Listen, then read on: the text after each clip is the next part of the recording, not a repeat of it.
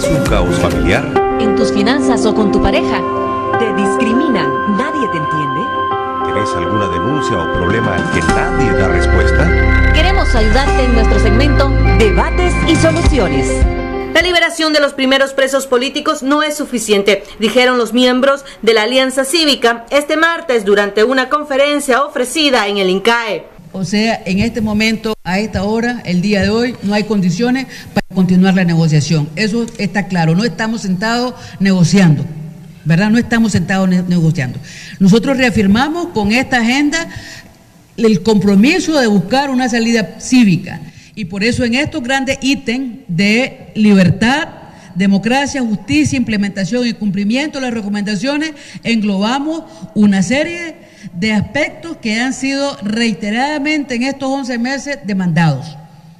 Lo que aquí se está haciendo el día de hoy es lo que se le pidió en el comunicado de ayer a la OEA y al nuncio, que sirvan de facilitadores para que el gobierno dé muestras de voluntad política. Y la muestra de voluntad política está íntimamente ligada con la libertad de las personas. La Alianza Cívica además reafirmó sus puntos de agenda, teniendo como prioridad los procesos de liberación de los presos políticos y la anulación de los respectivos juicios. Además, el restablecimiento de la confianza en el sistema electoral a través de la implementación de las recomendaciones de organismos internacionales. Justicia. Procesos de verdad, justicia, reparación y garantías de no repetición para consolidar la paz, la seguridad, la estabilidad y el respeto a los derechos humanos en una situación que no conlleve a la impunidad. Miembros de la Alianza Cívica hicieron un llamado a los testigos internacionales en las personas del nuncio Waldemar Stanislao Sommertag y de Luis Ángel Rosadía, enviado especial de la OEA, para que estos sirvan de facilitadores y que el gobierno dé muestras de buena voluntad. En la hoja de ruta se había establecido como fecha límite para finalizar el diálogo el próximo 28 de marzo. Con imágenes de Larry Pérez Orozco, les informó Michelle Polanco Alvarado. Además de esa fecha límite para llegar a acuerdos y a negociaciones, también está la comunidad internacional que está haciendo serios señalamientos a todo lo relacionado a lo tratado y lo abordado en esa hoja de ruta, el cumplimiento también a todo lo relacionado de la oposición al gobierno del presidente Daniel Ortega. Pero vamos a estar hablando de esto y de la crisis y cómo nos podría afectar a los nicaragüenses, a las MIPYMES sobre todo, que son, y al sector turismo, que son uno de los sectores que ha estado pues teniendo mayor impacto en cuanto también a la baja de la economía en nuestro país. Ya está nuestro invitado con nosotros, Xochitl. Así es, Odilí, se encuentra con nosotros el doctor Francisco Aguirre Sacasa para hablar acerca de el riesgo en el que se encuentra el diálogo nacional y lo que esto ocasionaría de no restablecerse nuevamente estas negociaciones y el diálogo. Ya escuchábamos en la nota que tienen como fecha tentativa el 28 de marzo, sin embargo ya le quedan poco menos de 10 días. Buenos días, doctor, gracias por asistir aquí a Acción 10 en la mañana. Sus apreciaciones sobre todo lo que ha sucedido en estos últimos 3 días alrededor de la continuación de las negociaciones para la instalación del diálogo nacional. Muchas gracias, Michelle, es un gran placer estar con vos también, Odilí, y con los televidentes del Canal 10. Mira, vamos a ver qué es lo que se ha logrado con el diálogo en las casi 3 semanas que tiene pues de estarse sesionando en el INCAE. La verdad es que empezaron por más de una semana discutiendo la famosa hoja de ruta, ¿verdad? Que a mí me dio un poco una mala espina el que hayan tomado tanto tiempo acordando pues este tema. Yo sé que es importante, yo sé que había que establecer las reglas del juego, pero para mí fue un poquito largo ese periodo. Ahora, una cosa que sí pasó hace como una semana fue que el gobierno dio a conocer su agenda y nos explicó con esa agenda el por qué está sentado el gobierno allí. Porque cuando lees el comunicado de ellos te das cuenta que lo que ellos están buscando es que se les quiten las sanciones a Nicaragua. Es la razón por la cual Daniel Ortega se ha abierto a este diálogo y eso no lo podemos perder de vista y más adelante tal vez podemos hablar sobre lo que significan esas sanciones. Ahora, ayer la Alianza Cívica dio a conocer su agenda y no era una sorpresa. Está la justicia sin impunidad, que podría ser un problema más adelante cuando entran a abordar exactamente la negociación de la agenda y los temas de la agenda. La puesta en libertad de los encarcelados es otro tema importante. Ahí entiendo, Dili, que hay un problema hasta de cifras. La alianza dice que hay 700 privados de libertad por razones de conciencia, mientras que entiendo yo que el gobierno maneja que solo son 350. Y entonces ellos dicen que lo que pasa es que están contándose varias veces o 2 o 3 veces algunos en la lista que maneja la Alianza Cívica, pero también el gobierno considera que hay entre lo que la Alianza considera prisioneros políticos a personas que estaban de delincuentes y comunes. Entonces hablan, por ejemplo, de aquellos que bajaron los árboles, tumbaron los árboles de la vida. Que obviamente desde el punto de vista de los opositores es una acción política, pero que el gobierno lo está tratando de proyectar como una delincuencia común. Otro tema que está en la agenda de la alianza es la reforma al sistema electoral, y ahora, después de casi una semana de no hablar de anticipar o de adelantar las elecciones, lo que he notado es que está otra vez en el tapete adelantar elecciones y no tenerla a finales del 2021, sino que antes de eso. Sí. Y finalmente el tema de los derechos humanos, el respeto a los derechos humanos, que vimos pues con lo que pasó el sábado en la marcha, que siguen siendo violentados pues por el gobierno. Otra cosa interesante que han pasado en el diálogo es que llegó una persona de la OEA, el señor Rosadillo, que se reunió con la Fuerza Viva o algunas de ellas en el país, pero que además lo han invitado a que se integre al diálogo, y creo que llegó un par de veces. Está asistiendo. De hecho, el pasado lunes se dio a conocer una carta en donde el secretario general de la OEA lo nombra como testigo. Sin embargo, condiciona su presencia dentro de esta mesa de negociación, doctor, en donde la OEA también le dice al gobierno, Rosadía va a estar ahí, pero sugerimos y pedimos la liberación precisamente de los presos políticos, y se hablaba de que él va a estar precisamente presente en todas estas nuevas negociaciones o en estas mesas de trabajo que se han instalado en el INCAE para dar fe y dar continuidad a esta labor de Luis Ángel Michelle, Rosadía. y sumado a esto también se ha manejado bien hermética todo lo que tiene que ver con las negociaciones, lo que se puede conversar, los puntos, hasta hace unos días y que ha empezado a fluir algún tipo de información. Bueno, yo creo que ha tocado, Odilio, un tema que está causando molestia entre algunos nicaragüenses, ¿verdad? Que es justamente la estrategia de comunicaciones de la alianza. Hay gente que lo que quisieran a lo mejor es regresar al diálogo tal como se inició el año pasado con cantidad importante de gente. Con una gran cantidad de gente, pero más que nada con la cobertura de los medios de comunicación durante el diálogo. Yo creo que esa no es una buena idea. Yo creo que la manera de proceder de una manera expedita, y esa palabra es importante, en las negociaciones es como lo proponen hacer acá, ¿verdad? Sin la participación de una muchedumbre y de todos los medios de comunicación en ese momento. Pero por otro lado, no se puede caer en el error de no tener un diálogo continuo con los medios de comunicación, porque de allí es que se despiertan el escepticismo y la preocupación de la población, y se abre la Alianza Cívica a la crítica. Hablo de la Alianza Cívica porque al gobierno no le importa la crítica. Sí. Aquí tenemos un gobierno donde tenemos un presidente que asume creo que era el 9 de enero, el 10 de enero del año 2007, y en más de 4.000 días no ha dado una sola entrevista a ningún medio nicaragüense. Entonces a ellos no les importa la comunicación y la población no espera de ellos nada, pero sí lo esperan de la Alianza Cívica.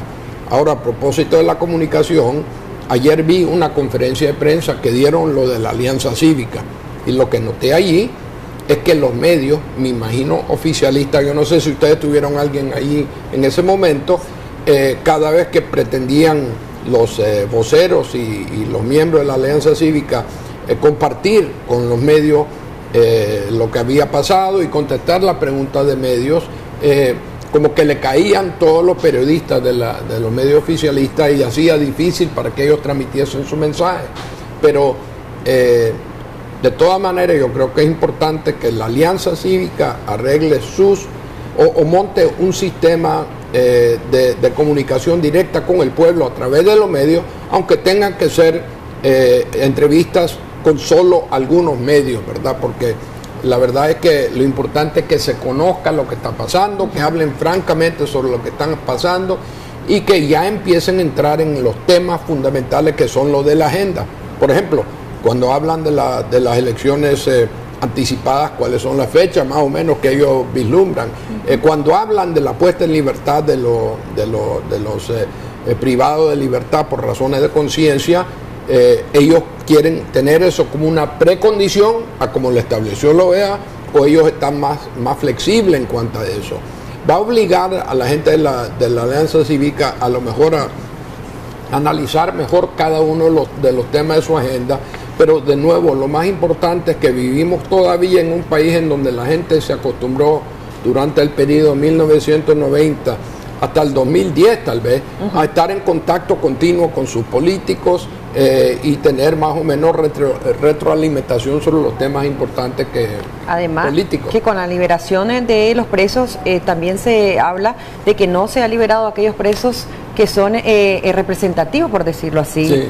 Periodistas, está la representación de las mujeres, de los campesinos, entonces están solo liberando a presos que no han sido tan representativos. ¿Eso sería parte de las negociaciones también?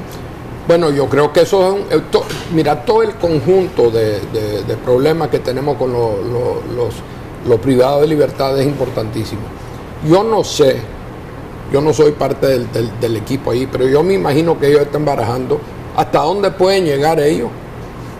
¿Cómo pueden sacar a un núcleo importante, digamos, de los que están privados de libertad? 50 no es un núcleo apropiado, tiene que ser mucho más grande que eso.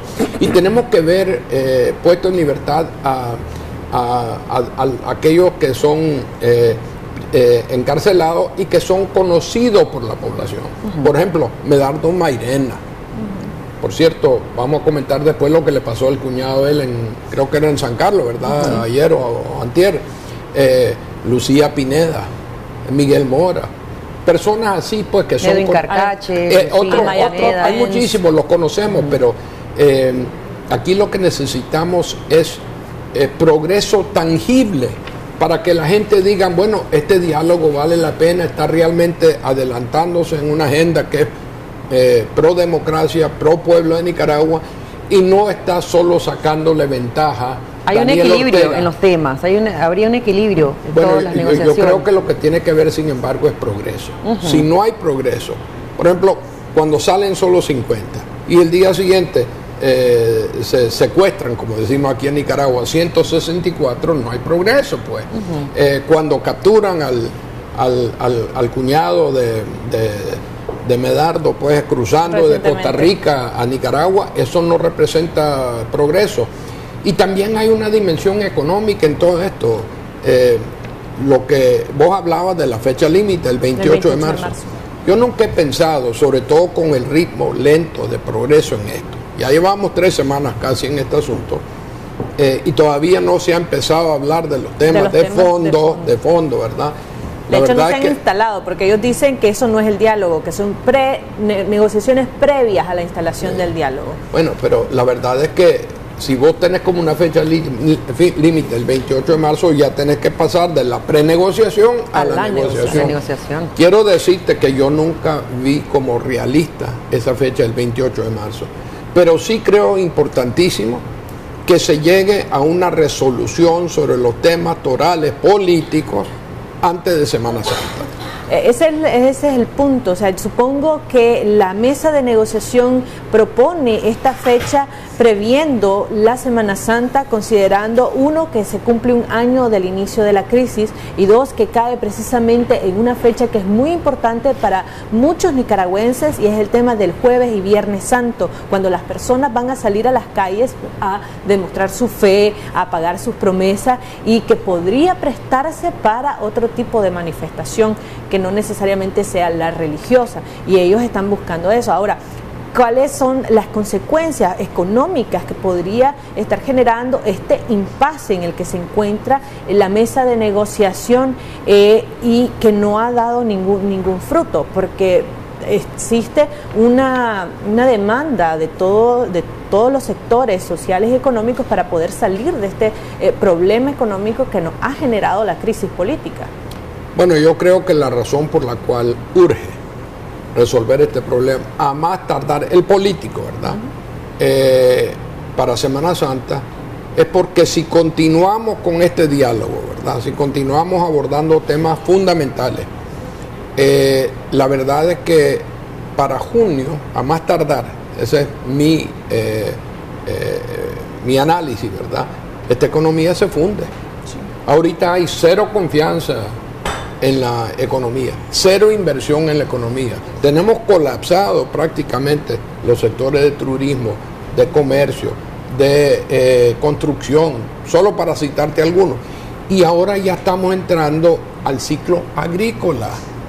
Y los bancos están tan golpeados que no están pudiendo facilitar crédito a nadie, ni a sus mejores clientes. Y eso quiere decir que no va a haber habilitación para la próxima la próxima campaña agrícola. Y vos sabés que nuestro país es un país esencialmente agrícola. Esa es la columna vertebral todavía de nuestra economía. El valor agregado de ese sector es el más importante que tenemos nosotros. Entonces es importante, y sobre todo para las exportaciones. Entonces es importante rescatar a nuestro país antes de que la economía nuestra vaya a tener una implosión, una contracción no manejada al estilo Venezuela. Y eso es una cosa que no podemos, digamos, aguantar nosotros. Quiero decirles que yo estoy en contacto prácticamente cotidiano, todos los días, con los representantes, no acá en Washington, del Banco Interamericano, del Banco Mundial y del Fondo Monetario, sobre todo los del Fondo Monetario, que son como los bomberos que entran en acción cuando una economía está en una situación muy difícil para rescatarla. Y la gran preocupación de ellos es que si Nicaragua no aborda sus problemas socioeconómicos, financieros, etcétera, rápidamente, después el rescate va a ser mucho más costoso y va a tomar muchísimo más tiempo. La buena noticia aquí, muchachas, es que estas tres instituciones financieras tienen equipos montados ya para venir a ayudarnos a nosotros. Eso es parte, por cierto, del NICAAC, ¿verdad? Que estas instituciones financieras entren en función en Nicaragua tan pronto se hayan resuelto los problemas políticos. Pero ellos están encima de esto porque les preocupa que nosotros nos vayamos en el precipicio y que después el trabajo de ellos vaya a ser mucho más difícil. ¿Preocupa eso? Y de venir estos organismos, ¿tendrían también que solicitar autorización al gobierno? ¿O cómo sería? Porque siempre se habla de que si se permite o no se permite el ingreso de organismos de derechos humanos, de otras instancias, hay que pedir autorización, 1 y 2. Hay preocupación también porque, al igual que con Venezuela, algunos países han dicho, entre ellos Estados Unidos, que no se puede descartar una intervención militar, y ha creado un poquito de ruido en ese sentido, sobre todo en nuestro país. Mucho ruido. La primera pregunta, allí felizmente yo creo que no va a haber ningún obstáculo con el gobierno. Así como el gobierno nunca dejó entrar, por ejemplo, el grupo de trabajo de la OEA y sacó a la Comisión Interamericana de Derechos Humanos, el MECENI y todo lo demás, los primeros que tienen interés en que vengan los grupos estos del Fondo Monetario, del Banco Mundial, del Banco Interamericano, son los del gobierno. Acordémonos que el gobierno tiene un déficit o un presupuesto que no está financiado, desfinanciado, como digo yo. Ellos admiten que la brecha de ellos es 300 millones de dólares. Sí. Nos dijeron que iban a emitir bonos en euros y en dólares para atraer esa plata y fracasaron. Entonces, para el gobierno, la venida del Fondo Monetario, del BID, del Banco Mundial, es urgentísimo. El Banco Interamericano, el Banco Mundial y el Fondo Monetario no han otorgado ni un solo crédito nuevo a Nicaragua en más de 12 meses. Wow. Y el ritmo de desembolso para los proyectos existentes, en el caso del Banco Interamericano, por ejemplo, anda por la tercera parte de lo que era en tiempos normales, es decir, previo a abril del año pasado. 2018. Pues. Entonces, el gobierno está asfixiado. Aquellos que son allegados al gobierno y que ahora son empresarios, y empresarios ricos, ¿verdad?, saben que sus bolsillos están siendo afectados por la crisis ahora. Y yo creo que cuando el gobierno dice que su ítem de agenda más importante es que se relajen un poco las sanciones o que se eliminen totalmente, te das cuenta cuál es el punto de presión realmente en todo este diálogo. Sí. Y no es la alianza la que debería dejar o estar gestionando la detención de estas sanciones, o si es desde la mesa de negociación que se debería estar gestionando que los organismos internacionales no apliquen estas sanciones o al menos les den un periodo de espacio para que el gobierno demuestre de buena voluntad. Buena fe, buena voluntad. Ese es el gran problema en toda esta negociación. La Alianza Cívica, y muy correctamente, no está viendo que las acciones del gobierno fuera del diálogo del encaje demuestren esa buena voluntad. Pues lo que pasó el sábado fue lamentable, fue un paso hacia atrás, desanimó a muchísima gente, pero por ejemplo la famosa reforma tributaria, en lugar de ayudarnos a nosotros mantenernos como país más o menos a flote económicamente, lo que ha hecho es darle un golpe de gracia a la economía nicaragüense. Ahora estamos viendo otra gran equivocación del gobierno. Le han impuesto a los camioneros que entran por la frontera sur o por la del norte a Nicaragua un gravamen de $50. Es decir, si un camión viene de Panamá para Guatemala, paga $50 al entrar por la frontera sur nuestra y $50 para salir. Después, cuando regrese a Panamá, tiene que pagar otros $100. Entonces, hemos visto pues que hay cientos de camiones costarricenses que prácticamente están en huelga, no están yendo hacia el norte, y me imagino que ahí hay camiones de panameños y tal vez camioneros nicaragüenses que están regresando de Panamá o de Costa Rica, que aparentemente se han sumado a ellos. Entonces, hay una serie de acciones del gobierno que me hace pensar que hace falta un poco de supervisión adulta en el gobierno de Nicaragua y en su parte económica, porque la medida que está tomando este gobierno más bien están golpeando más a la economía de lo que ya está golpeada, y eso es una cosa que hay que evitar, Otra cosa importante. Vamos a hacer una breve pausa y luego continuamos también la pregunta que quedó todavía de responder sobre la posible intervención militar que no se descarta. Esto y más al regresar de la pausa.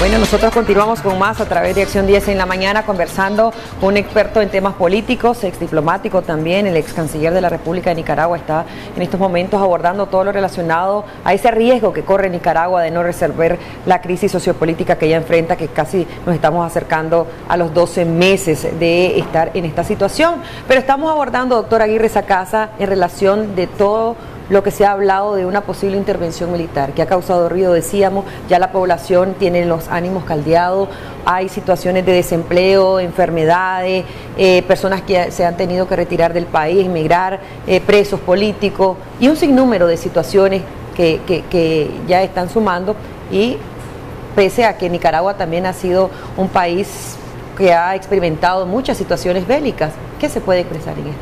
Bueno, primero hay que aclarar que esta preocupación surge de unas declaraciones que dio el embajador Todd Robinson, que tiene a su cargo ahorita el problema de Nicaragua. Así como Elliot Abrams en el Departamento de Estado está a cargo del problema de Venezuela, sí, visto desde la perspectiva norteamericana, Nicaragua se le encomendaron a este señor. Y el embajador Robinson anda en una gira por Europa. Esas declaraciones creo que las dio en Madrid, pero anduvo también en Alemania, anduvo en Bélgica, donde está la capital, pues Bruselas es la capital de Europa Occidental. Y él habló de cómo él está tratando de coordinar una respuesta unida de los países desarrollados de Europa y de Norteamérica y de Latinoamérica también, aunque eso lo está haciendo Trump también y vamos a abordar eso. Y allí él habló de que no se excluía ninguna opción, dando a entender que la opción militar es una de las cartas que ellos están analizando para eventualmente usar a Nicaragua. Yo creo que es muy remoto que haya acá una intervención militar norteamericana. Yo creo que no se va a necesitar tampoco, pues, porque la verdad es que este diálogo, si se maneja bien, puede ser nuestra última y mejor oportunidad de sacar al país adelante de una manera civilizada y pacífica, que ha sido el objetivo de la oposición nicaragüense, ponerle un fin a la degradación, digamos, de la democracia, un fin a la corrupción, un fin a la violación de derechos humanos, un rescate o la redemocratización de Nicaragua, todo a través del diálogo. Y yo creo que con las sanciones que hemos visto, ¿verdad? 6 nicaragüenses que tienen ahora sanciones Magnitsky, 50 que ya no tienen acceso a viajes a los Estados Unidos porque les quitaron la visa. Las sanciones están ya operando. Ya les comenté, pues, que la plata que venían de las IFIs prácticamente está reducido a su mínima expresión. O sea que, y yo veo que Daniel está queriendo aparentemente negociar. O sea que lo están afectando a él y a sus seguidores y definitivamente al presupuesto de la República. Pero no se puede descartar nada. Y eso me lleva a una cosa importante que estaba pasando este fin de semana en los Estados Unidos, que ustedes seguramente lo han reportado, y es la cumbre entre el presidente Trump y el presidente Bolsonaro del Brasil. Tenemos que darnos cuenta que estos son los dos países más importantes del hemisferio occidental. Y ambos andan en la misma onda, ¿verdad? Y abordaron no temas de Kim Jong-un en Corea o temas tarifarios con la República Popular China. Ellos están abordando temas latinoamericanos. Claro, sí. Y seguramente el más importante es Venezuela. Sí. Pero en su conferencia de prensa el presidente Trump habló de Nicaragua también. Sí. O sea que con Bolsonaro en Brasilia, Trump tiene una persona que anda en la misma onda que él. Un aliado. Un aliado importante. Es más, Trump habló ayer de que él iba a ver cómo se incorporaba Brasil a la OTAN. Ahora, eso ya se descartó, eso fue uno de los exabruptos del presidente Trump, pero él dice que él va a darle un estatus de aliado especial a Brasil, ¿verdad? Y entonces ahí estamos hablando de la economía más grande del mundo, la 9ª más grande del mundo, más de 550 millones de habitantes, ¿verdad?, de nuestro hemisferio, en esos dos países, colaborando en temas latinoamericanos que tienen nombres y apellidos. Venezuela y Nicaragua son dos de los más importantes, ¿verdad? O sea que yo creo que Daniel, que le interesan los temas geopolíticos, tiene que estarle dando seguimiento a eso. Y así como yo no creo que hay más de un 10% de probabilidad de que veamos acá a tropas de otros países, ¿verdad? Sí creo que es una cosa que no se puede descartar por un lado y que las presiones continúan y que eso es como una muerte lenta de nuestra economía. Ustedes son demasiado jóvenes para acordarse de los años 80, pero sacar a Nicaragua, todavía no hemos logrado, muchachas, no hemos logrado el mismo ingreso per cápita en términos reales que lo que teníamos en el 79. O sea que nosotros perdimos un largo periodo debido a la guerra de los años 80 y a la lenta recuperación que hubo en los años posteriores. Y eso es lo que tiene preocupado a muchísimos nicaragüenses que tenemos unos cuantos años más que ustedes. ¿Por qué si existen este tipo de presiones económicas hacia Nicaragua y que el presidente Ortega debería de estar considerando y teniendo en cuenta, se ve que está dando pocos pasos o pasos demasiado lentos para ir cediendo ante estas presiones? ¿Qué lo retiene en el poder? ¿Qué lo retiene a no ir, por lo menos, brindar un calendario de excarcelaciones, que era lo que se estaba discutiendo la semana pasada? La semana pasada el doctor Palé hablaba de que se iba a empezar a negociar un calendario para la liberación de más presos políticos, o al menos la excarcelación, el cambio de régimen. Sin embargo, el gobierno no está dando pautas a pesar de las presiones de todos los organismos internacionales y de países como Estados Unidos. Y se solicita no la libertad condicional, sino la libertad total, es lo que se ha dicho siempre. Sí, porque hay uno de los críticos es que los que han sido puestos en libertad tienen casa por cárcel, sí, ¿verdad? Mira, yo creo que tenemos que estar conscientes que Daniel es una persona con mucha experiencia, ha estado mandando desde arriba, más que cualquier otro de los caudillos que hemos tenido aquí en Nicaragua, y en situaciones muy tensas, ¿verdad? La guerra de los años 80, por ejemplo. Entonces, él es una persona que no quiere aflojar el poder. Es más, yo estoy convencido que Daniel Ortega cree que en algún momento el mundo se va a aburrir de Nicaragua, va a dejar de preocuparse por Nicaragua, y que este tema va a pasar al segundo y tercer y cuarto plano, y que él va a poder continuar con el esquema que tenía antes. Él ha dicho que él no va a adelantar las elecciones, que van a ser en el año 2021, ¿verdad? Dice que van a ser libres y transparentes, sí, pero la verdad es que aquí hay un problema de credibilidad de él, ¿verdad?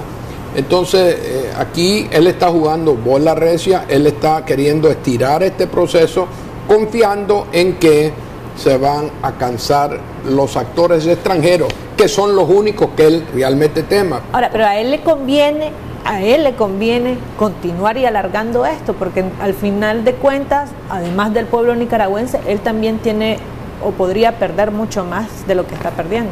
Bueno, yo creo que ahí estamos entrando en el tema fundamental, y es cómo ve esto realmente Daniel Ortega y los miembros de su familia, especialmente su primer ministro, que ostenta el título de vicepresidente, pero que en realidad es ministro de propaganda y primer ministro de Nicaragua. Yo estoy seguro que ellos deben de ser sensibles. Han tenido ya 3 reuniones con importantes representantes norteamericanos en donde han hablado cara a cara, pareciera, porque él decidió pues enviar un equipo negociador a esta negociación de INCAE, que él está sensible a estas presiones, ¿verdad? Pero repito, es una persona de mucha experiencia. Él ha sobrevivido presiones en el pasado, sobrevivió una guerra, volvió al poder, está en el poder ahorita, cree que él está en una posición hegemónica en el país, que la única razón por la cual él está teniendo problemas es por la presión internacional, pero aquí se podría equivocar. Precisamente usted decía que él está apostando a que los países del mundo se olviden del tema Nicaragua. ¿Qué puede hacer o cuál debería ser la posición precisamente de la Alianza Cívica y de los demás organismos nacionales que están promoviendo nuevamente las elecciones adelantadas y que están apoyando a los miembros de la Alianza Cívica en esta mesa de negociación? Ya vimos que ellos convocaron el fin de semana pasado a una marcha. ¿Este tipo de movilización contribuye a que los organismos internacionales y el resto de países no se olviden del tema Nicaragua? Bueno, yo creo que por el momento lo que hay es una toma de conciencia internacionalmente que hay unos problemas bien serios en Nicaragua. Recordemos que para los Estados Unidos el tema de los inmigrantes que se presentan en la frontera sur de los Estados Unidos representan internamente un problema político grave. Entonces, mientras esta situación continúe en Nicaragua, pasamos de ser un país que era visto en todo el continente americano como tal vez uno de los más seguros, un país que estaba en la vanguardia latinoamericana o de crecimiento económico, con mejoras sociales también que no se pueden negar, y en donde el gobierno y sobre todo las Fuerzas Armadas estaban de Nicaragua en un plan muy agresivo de contención de las drogas que van hacia el norte, del sur, de los inmigrantes ilegales, por ejemplo, que pasaban por el país, de todo lo que es el crimen organizado y que era reconocido como tal. Me refiero al ejército de Nicaragua por los Estados Unidos como un agente que estaba ayudando mucho a asegurar la estabilidad norteamericana y contribuyendo a la estabilidad centroamericana, una región que es visto en los Estados Unidos como inestable. Ahora, ¿qué ha pasado? Nicaragua se ha convertido en parte del problema de la inestabilidad centroamericana. Entonces, por el momento, yo no veo que los Estados Unidos, Europa, los mismos países latinoamericanos, el Grupo de Lima, el Grupo de Trabajo, yo no creo que esta gente estén olvidándose de lo de Nicaragua, pero yo sí creo que es importante que se use, que se manifieste que la población no está resignada a que continuase en el poder la dictadura Ortega Murillo. Yo creo que deben de haber manifestaciones adicionales para poner a prueba la buena fe de Daniel Ortega, pero que hay que hacerlo inteligentemente. ¿Qué quiere decir eso? Hay que solicitar el permiso de marcha. A ver si el gobierno lo va a ceder o no. Que continúe negando la participación, porque pues, ya se hizo en varias ocasiones. Con eso pierden. Mira, lo que pasó el sábado fue, como escribí en el diario La Prensa, un knockout en contra del gobierno. Fue un round que ellos perdieron rotundamente. Y en relación a eso, permítame compartirle, porque John Bolton dice que Estados Unidos denuncia la represión del régimen nicaragüense contra manifestantes pacíficos. Según él, en su cuenta de Twitter, la violencia contra los medios de comunicación independientes y la renuncia deben ser las demandas del pueblo nicaragüense. Estas acciones no quedarán sin respuesta. Y también dice que la duplicidad de Ortega debe detenerse. ¿Esto sería viable? Y también esta es parte de lo que acaba de publicar John Bolton en su cuenta de Twitter. Esto podría ser factible, continúa y se insiste en acabar con esa represión según todos los diplomáticos a nivel internacional y también los diferentes organismos de derechos humanos. ¿Qué es lo que podría abonar a esta situación? Usted dice solicitar autorización de marcha. Esta vez no se hizo, pero se ha hecho en otras ocasiones. ¿Qué más se puede hacer? Bueno, yo creo que eso es una cosa importante, pero ahora que me acaba de mencionar las palabras de Bolton, tenemos que estar conscientes de una tremenda realidad en los Estados Unidos. Y es que Trump se va a postular, todo apunta que él va a postularse como candidato para la presidencia en el año 2020. No hay ningún candidato republicano que pueda llegar a la Casa Blanca sin ganar a la Florida. El ganar a la Florida no asegura que va a llegar a la Casa Blanca, pero si no gana la Florida, no hay manera de que pueda llegar a la Casa Blanca. Entonces, eso es muy importante porque en el sur de la Florida hay una comunidad importante cubana-americana, venezolana y nicaragüense americana. Y entre ese grupo estás hablando de un quantum de votantes importantes. Entonces, mientras esos estén más o menos unidos, ¿verdad?, entre ellos, porque todos ellos ven que sus países están entrelazados, que tienen el mismo problema, en la troika, en la tiranía, como dijo Bolton, ellos tienen esa palanca en el Congreso norteamericano y sobre todo en la Casa Blanca.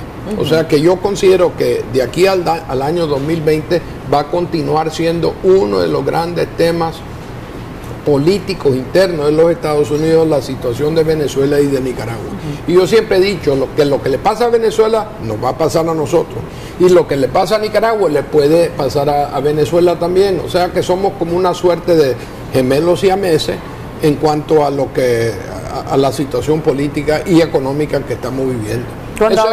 Cuando Bolton habla de duplicidad, ¿a qué se referirá? Bueno, yo creo que le está viendo a un Daniel Ortega que manda un equipo por un lado a negociar y por otro lado hace cosas como lo que vimos el sábado, ¿verdad? A eso creo que se refiere.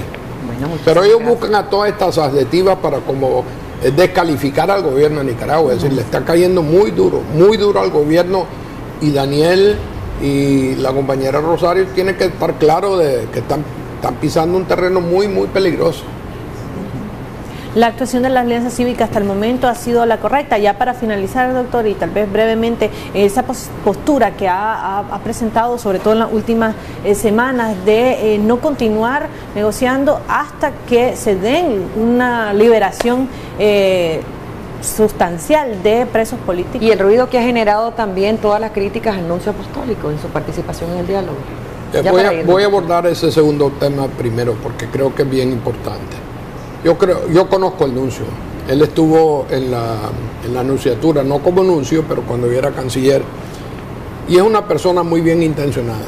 Es una persona que ha estado trabajando, me han dicho pues lo de la Alianza Cívica de una manera incansable sobre buscar una salida al problema. Tiene acceso al Carmen en su capacidad de nuncio y de decano del cuerpo diplomático, pero sobre todo como una persona que no tiene, ¿cómo te diría yo?, una agenda política interna nicaragüense, más allá de que haya paz y que el pueblo nicaragüense pueda tener y disfrutar de una democracia representativa robusta y paz. Ahora, yo creo que aquellas personas, porque quiero decirte esto, hay gente en la oposición que no quieren que esto trabaje, que esto funcione, que por celo con los que están en la Alianza Cívica, o porque ellos ven que si se resuelve este asunto, ellos no van a poder jugar un papel más beligerante pues en la parte política, se están oponiendo a eso. Y esos son los que han estado atacando al nuncio apostólico, y yo creo que eso debería de cesar, porque este es un hombre que en algún momento podría decir, ya estoy harto de esto. Él tuvo una conferencia de prensa que ustedes seguramente vieron, en donde él estaba sofocado, ¿verdad? Entonces hay que tener mucho cuidado con el nuncio, es una pieza muy importante, de hecho es el facilitador del diálogo, de hecho es el mediador de este diálogo, ¿verdad? Entonces no podemos antagonizar a este señor, es muy importante para nuestro país. Bueno, muchísimas gracias, doctor Francisco Aguirre Sacasa, por asistir aquí a su revista Acción 10 en la mañana para abordar los temas torales alrededor de la mesa de negociación y cómo este impasse podría estar perjudicando a la economía y a todo nuestro país. De esta manera ponemos final a este segmento de debates y soluciones. Hacemos una pausa comercial y regresamos con más en su revista Acción 10 en la mañana.